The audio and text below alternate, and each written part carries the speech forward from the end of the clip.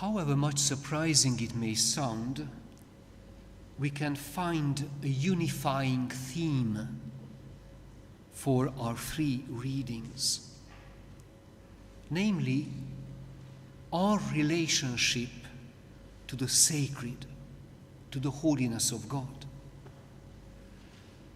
But how can we approach this big theme from our own personal perspective?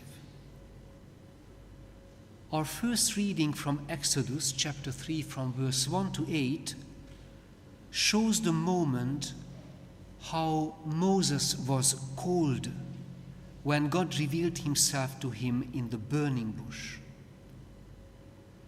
It was a moment of experiencing God's otherness through a miracle. It was an experience which totally opened Moses up. This otherness was a wonderful contrast, like a moment of magic when the laws of nature are lifted up. Something extraordinary happened. God showed him his wonder, first captivating Moses' heart, then providing him with the mission of leading the liberation of his people. Let us place ourselves in the scene. Let us imagine how it feels to be part of that miracle. But let us try to join Moses in our own circumstances. So we could ask, what is your Moses moment in life?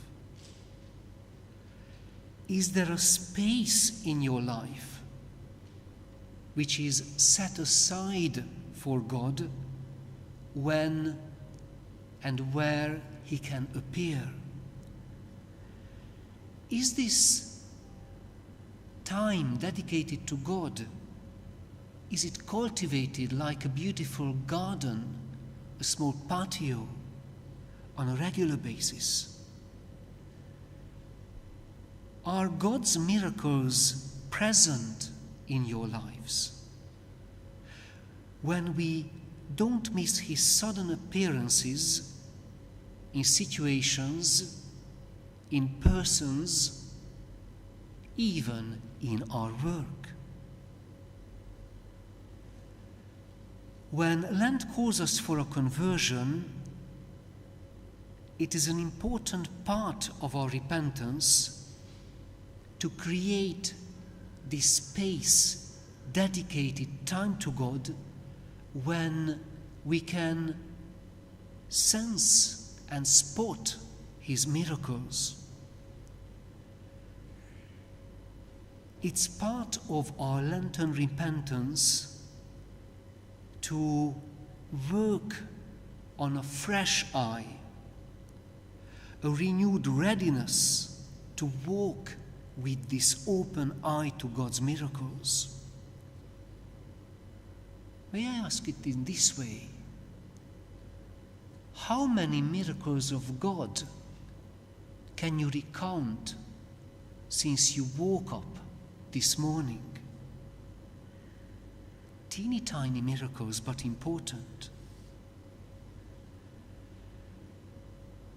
If we have a curious eye for God, we can say what Moses said: I must go and look at this strange sight and see why the bush is not burnt.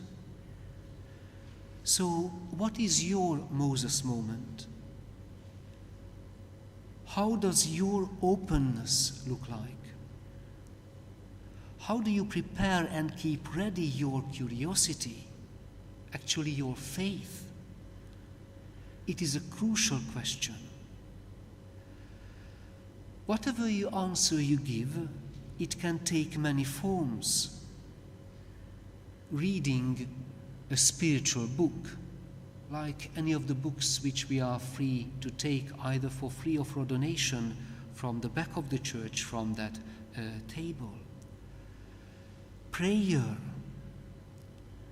it can be a Bible group, receiving the sacraments, or trying out a new recipe and being grateful for the food we cooked. However, even more important is the second part attached to our question. What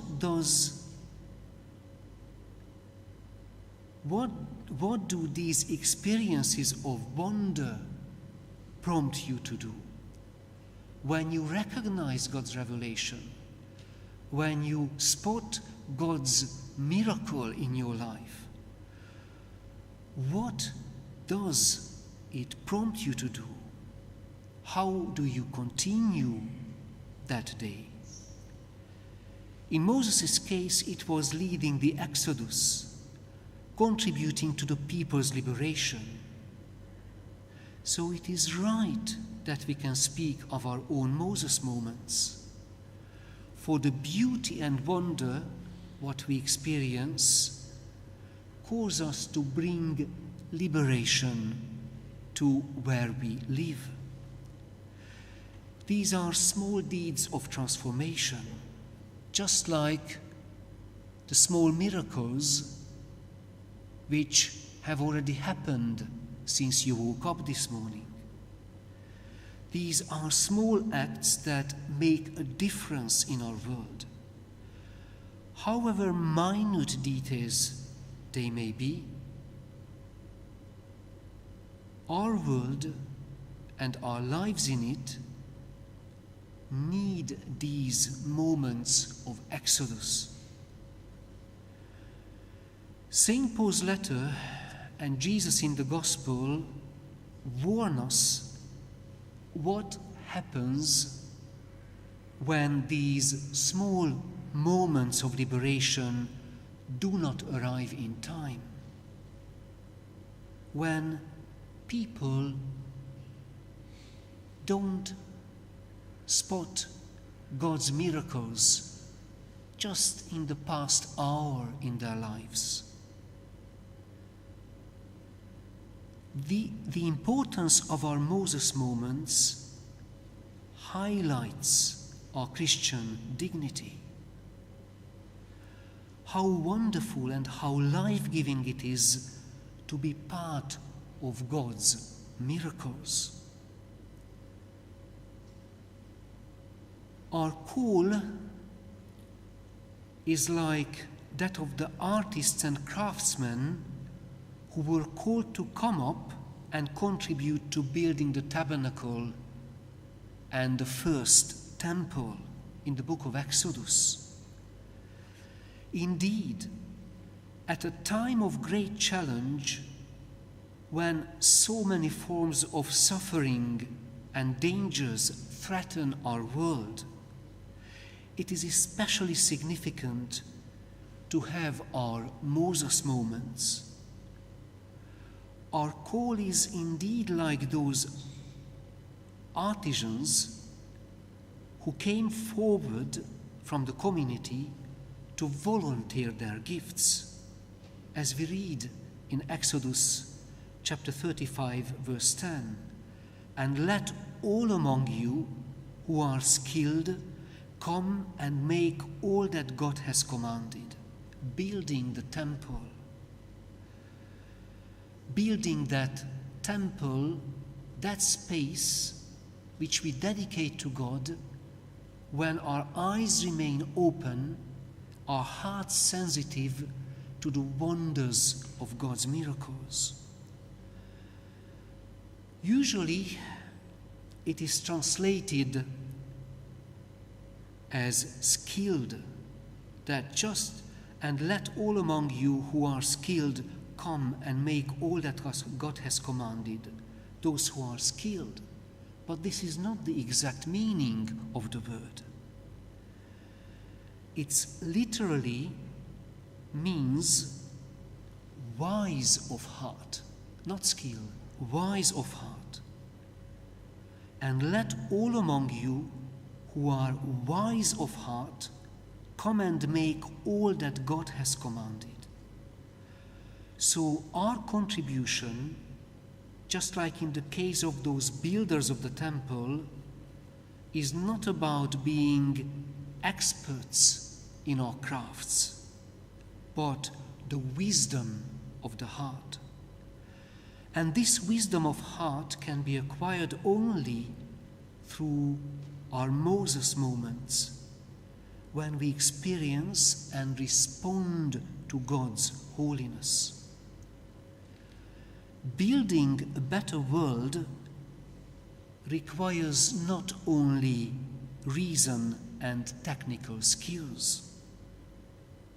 Or put it differently, there are quite a few students in our community. Becoming a professional requires not only reason and technical skills. The sad state of our world shows this.